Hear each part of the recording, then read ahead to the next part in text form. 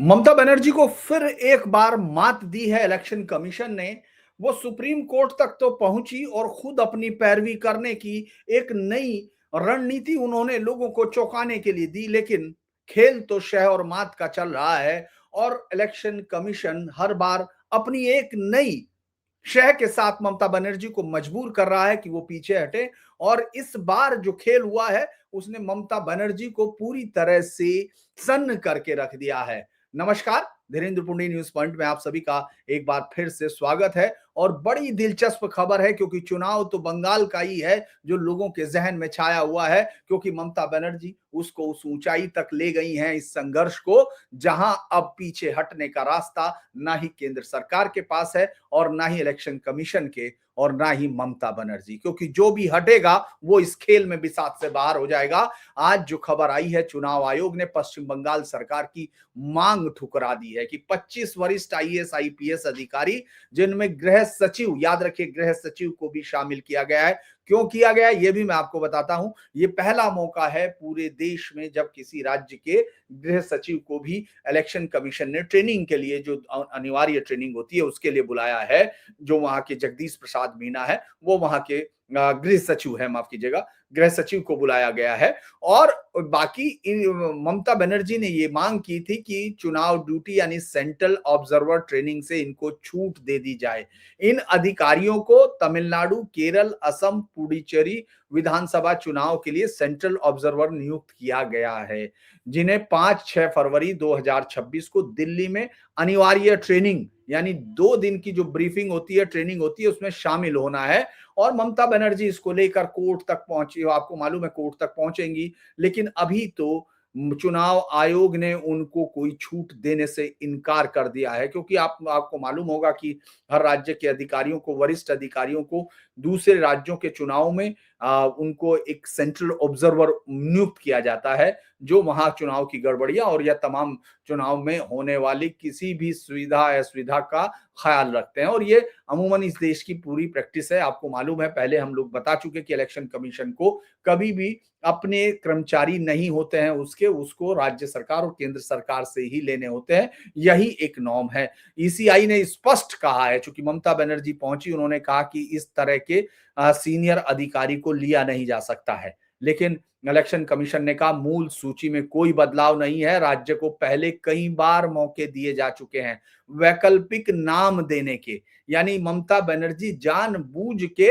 ये संघर्ष मोड़ ले रही है। ममता बनर्जी हर एक काम को अब रोक रही है। ये तो सुप्रीम कोर्ट को देखना है, देश की केंद्रीय सरकार को देखना है कि वो ममता बनर्जी की इस तोड़ने वाली साजिश को कितनी दूर तक बर्दाश्त करते हैं, क्योंकि ये तो बात है कि आप जानबूझ के हर एक काम में वो अटका रही हैं। कल जब आप सुप्रीम कोर्ट में भी पहुंची थी तो आपको लग रहा था कि वहां आप अपने राजनीतिक टेंट्रम से कुछ ना कुछ हासिल कर लेंगे। ये अलग बात है कि सुप्रीम कोर्ट ने आपको सुना ये कहते हुए भाई राज्य की मुख्यमंत्री हैं, लेकिन उससे कुछ हासिल तो नहीं हुआ है। और ये जो कहानी है, एक एक वैकल्पिक नाम देने के लिए उन्होंने कहा था कि आप ये तमाम अधिकारी अगर हम ले रहे हैं तो इनका वैकल्पिक नाम राज्य को देना था। ममता बनर्जी ने वो नहीं दिए।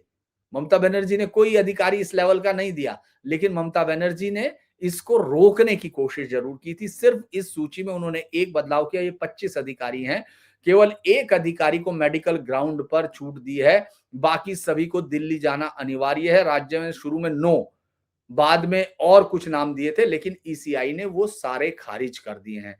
चूंकि राज्य सरकार ने जो तर्क दिए थे, उन्होंने कहा था कि गृह सचिव जैसे अहम अधिकारी को दूसरे राज्य में भेजने का कोई पूर्व उदाहरण नहीं है।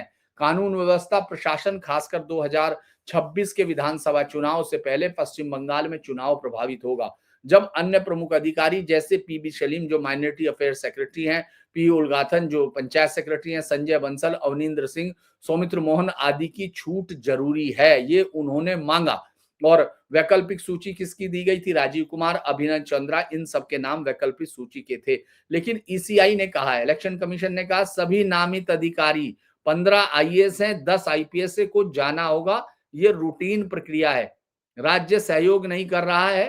पहले भी सूची मांगी गई थी लेकिन नहीं दी गई, ये पर्याप्त नहीं है। और अगर आप उनको सोचे तो ये देखिए, ये ममता बनर्जी के राज्य सरकार में ममता बनर्जी की उस एक पूरी कैबिनेट वो ब्यूरोक्रेसी के भी अपने लोग होते हैं, उन सबको मानते हुए चुनाव आयोग जब इस तरह की चीजें कर रहा है, तो अभी आप उस पर सीधे कोई आरोप नहीं लगा सकते कि उसने कोई सोच के किया होगा। लेकिन ये ध्यान देने की जरूरत है कि ये तमाम बहुत ही सीनियर अधिकारी हैं। गृह सचिव जेपी मीना है, पीबी सलीम, पीयूल गाथन, संजय बंसल, अवनिंद्र सिंह, सौमित्र मोहन, शुभांजन दास, रचना भगत, पी मोहन गांधी आदि। और आईपीएस में है पुलिस कमिश्नर जो हावड़ा के हैं प्रवीण कुमार त्रिपाठी, आसनसोल दुर्गापुर कमिश्नर सुनील कुमार चौधरी, ये सब मिलाकर है। और ये उस समय हो रहा है जब स्पेशल इंटेंसिव रिवीजन को लेकर इलेक्टोरल रोल्स पर भारी विवाद चल रहा है। ममता बनर्जी ने खुद सुप्रीम कोर्ट में पैरवी की थी, आपको मालूम है, जो बहुत ही दुर्लभ मामला है। और उन्होंने एसआईआर को यह कहा था कि ये डिलीशन का एक हथियार है।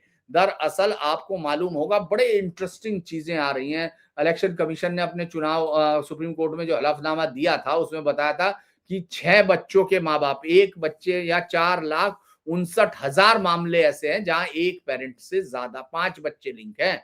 6 बच्चों वाले 2,06,056, 10 बच्चों वाले 8,628, 20 बच्चों वाले 50, 30 बच्चों वाले 14, 100 बच्चों वाले 7। इस तरह के मामले जो बताए हैं, एक इलेक्टर से 389 बच्चे लिंक्ड हैं एक विधानसभा क्षेत्र में। ये सारी चीजें आपको मालूम है एसआईआर को लेकर चल रहा है और ये वैज्ञानिक रूप से असंभव है। ये इसी ने कहा है कि ये घुसपैठिए है, तमाम चीजें उस समय चल रही हैं। तो ऐसे में जब ममता बनर्जी अपने अधिकारियों को वो रखना चाहती थी जिनको उनको लगता है कि इनकी चुनाव में जरूरत पड़ेगी या मेरी तरफ से ये चुनाव में कुछ हो सकता है, उन सबको उन्होंने पूरा बताया। अगर आप अखबारों की देखें तो ईसीआई ने भी राज्य सरकार की अपील कैंसिल की। ये इस वक्त की सबसे बड़ी खबर बनकर पूरे बंगाल में घूम रही है, क्योंकि गृह सचिव सहित तमाम 24 लोगों को ट्रेनिंग पर जाना होगा। पहले वैकल्पिक नाम भेजे गए थे लेकिन कबूल नहीं। अब उनकी चिंता ये है कि साहब अब उनको जो है राज्य की अपील पे रिपोर्ट पर अब राज्य पक्ष को इन्होंने हाईलाइट जरूर किया है, लेकिन फैक्ट्स यही है कि इनको कोई छूट नहीं दी है।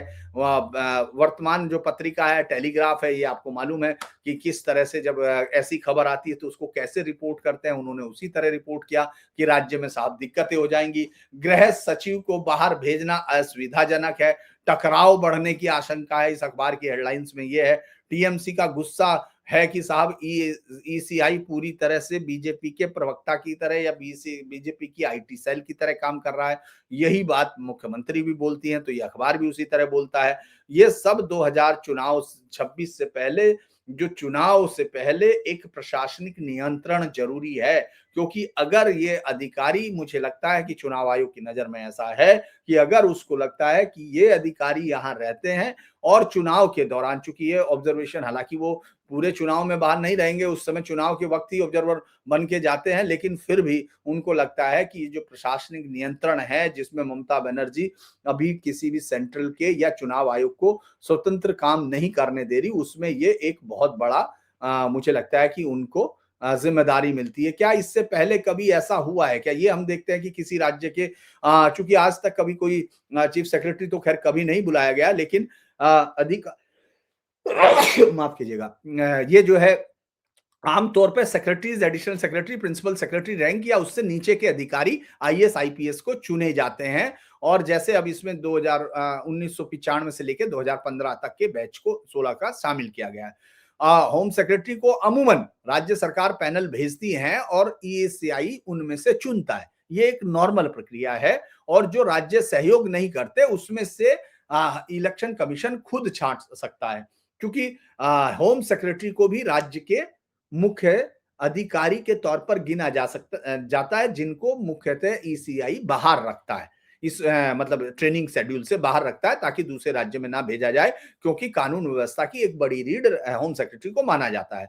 चुनाव प्रबंधन के लिए भी उसको अनिवार्य माना जाता है। इसीलिए ECI normally exclude the home secretary and the chief secretary as its central observer. ECI does not name additional chief secretary rank officer as observer, लेकिन ये एक रेयर मूव माना गया है इलेक्शन कमीशन का। इसको अनप्रेसिडेंटेड और रेयर मूव माना है सबने। अगर हम लोग उसको देखें तो ज्यादातर लोगों में इस तरह की कभी कोई रिपोर्ट हमको नहीं दिखाई देती जिसमें किसी राज्य के चीफ सेक्रेटरी को बनाया हो ब्रीफिंग के लिए बुलाया गया हो, इसीलिए वो खुद ऑब्जर्वर नहीं होते हैं। लेकिन होम सेक्रेटरी को लेकर भी पश्चिम बंगाल के अलावा कोई उदाहरण अभी मैं जब सर्च कर रहा था नहीं दिखाई दिया है। कोई एकाध रेयर होगा अगर होगा, लेकिन बहुत सीनियर अधिकारी गए हैं, यानी एडिशनल चीफ सेक्रेटरीज कई जगह गए हैं। और अगर आप बाकी राज्यों में भी देखते हैं, क्योंकि ये तो सब कहा जाएगा कि सिर्फ बंगाल के साथ ही ऐसा हो रहा है, तो मैं आपको बता दूं कि ज्यादातर मामले तनाव चलते हैं, ज्यादातर transfer model code violation, officer list न देने या प्रशासनिक असुविधा के मामले आपस में राज्यों में होते हैं। लेकिन ट्रेनिंग ब्रीफिंग को लेकर ये पहला विवाद है, क्योंकि ममता बनर्जी ये तय कर चुकी हैं कि वो इस चुनाव को बिल्कुल यूनिक बना देंगी। पूरे देश की हर एक आदमी की निगाहें सिर्फ इस चुनाव पर टिके, और वो जो भी कानून के अंतर्गत उनको गैर कानूनी, कानूनी जो भी चीजें इस्तेमाल करी जा सकती हैं, वो उन सबका प्रत्यक्ष या अप्रत्यक्ष तौर पर इस्तेमाल करने से चूकेंगी नहीं। ईसीआई ने, याद होगा आपको, 2021 के विधानसभा चुनाव में भी, चूंकि उस वक्त हम खुद कवर कर रहे थे, देखा था आईएएस आईपीएस के ट्रांसफर किए थे पोस्ट पोल वायलेशन के बाद। ममता बनर्जी ने वहां भी अनदेखी की थी, देरी की थी, सुप्रीम कोर्ट में मामला गया था। और उसी तरह से अभी भी आप देखिए, ऑब्जर्वर, माइक्रो ऑब्जर्वर को लेकर सुप्रीम कोर्ट में मामला चल रहा है। अगर हम लोग केरल, तमिलनाडु जिनमें चुनाव होना, उनकी बात कर रहे हैं, तो उनमें देखेंगे डीएमके, एआईएडीएमके, एलडीएफ की सरकारों में भी कभी कभी उन्होंने ये शिकायत की है कि जो सेंट्रल ऑब्जर्वर आते हैं वो केंद्र से प्रेरित होते हैं, और उनकी ड्यूटी से या ड्यूटी में जो भेजे जाते हैं उनसे राज्य सरकार प्रेरित होता है। अक्सर सामान्य शिकायत है जो राज्य सीनियर ऑफिसर को भेजने से लोकल लॉ एंड ऑर्डर की प्रशासन प्रभावित होता है, जैसा कि अभी वेस्ट बंगाल ने कहा है। लेकिन ईसीआई हमेशा यही जवाब देता है कि रूटीन है, पहले भी कई मौके दिए गए, सहयोग करें। और चूंकि ईसीआई के पास ये ताकत है जो आर्टिकल 324 से उसको मिलती है, कि ये प्लीनरी पावर है, गैर सहयोग पर ईसीआई या तो कोर्ट में जा सकता है, सुप्रीम कोर्ट में, या फिर उनको डिसिप्लिनरी एक्शन यानी सस्पेंशन तक दे सकता है। क्योंकि बार बार यहाँ क्या हुआ है ये भी समझने की जरूरत है कि यहाँ ऐसा क्या हुआ है। इलेक्शन कमीशन ऑफ इंडिया ने बार बार ऑफिसर पैनल मांगा, पर्याप्त संतोषजनक जवाब नहीं मिला। खुद 15 अब उसने खुद छांट लिए, भाई उसने होम सेक्रेटरी भी शामिल कर लिया 10 है। राज्य ने जो बाद में 9 नाम दिए उनमें से एक को छोड़ के बाकी सबको खारिज कर दिया। अब देखना होगा, सीईसी खुद मौजूद रहते हैं इस ट्रेनिंग सेशन में जिसमें ये सब लोग आते हैं।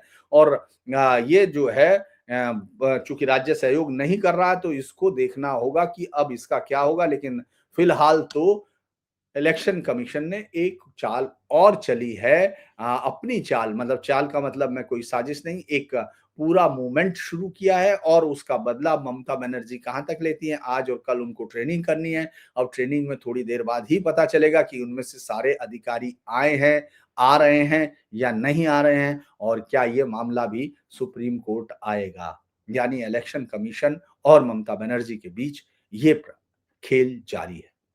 अगर आपको वीडियो अच्छा लगे तो इसको लाइक कीजिए, सब्सक्राइब कीजिए, शेयर कीजिए और हाइप भी कीजिए, क्योंकि चैनल को आपकी मदद की ज़रूरत है। धन्यवाद।